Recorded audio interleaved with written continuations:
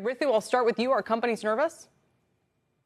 They are nervous, and they have every reason to be, because this is a great moment of uncertainty as it relates to what will be happening with DEI programming down the road, given the attack that we're seeing on this type of programming.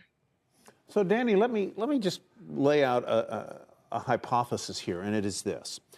Where companies are most vulnerable, it would seem to me, in trying to advance DEI programs, is where they might either explicitly or implicitly put quotas on hiring certain categories of individuals, either by gender or race or ethnicity or whatever. Am I nibbling around the right piece of cheese there or not?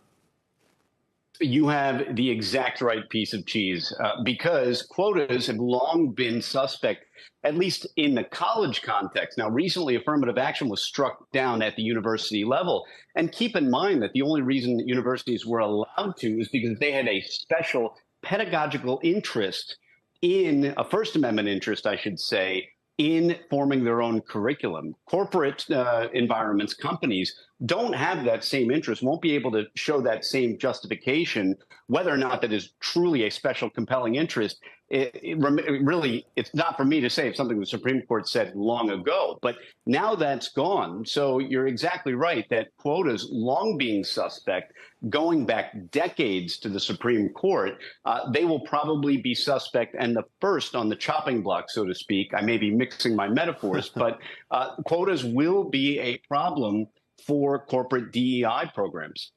So, Ritu, let me ask you, how then do you thread the needle of achieving what I think many in the culture would view as a worthy goal, and that is to forward the employment opportunities of formerly disadvantaged groups, while at the same time not running afoul of what Danny talked about, and that was the idea of quotas or some explicit program that favors one class or race over another, which would seem to be, based on the decision in the case of a month or so ago, a difficult one. Oh, I think that this moment of uncertainty reinforces why this moment is so challenging. I think that for DEI leaders within organizations, it is a moment to be courageous in trying to push forward with the broad span of DEI programming that is necessary to create equity for people from across cultural communities within workplaces. But in particular, what I would say is that while we trudge forward with certain buckets of DEI programming, the place where the courage is really actually needed is this targeted programming directed towards gender equity, racial equity, equity connected back to LGBTQ professionals, and more.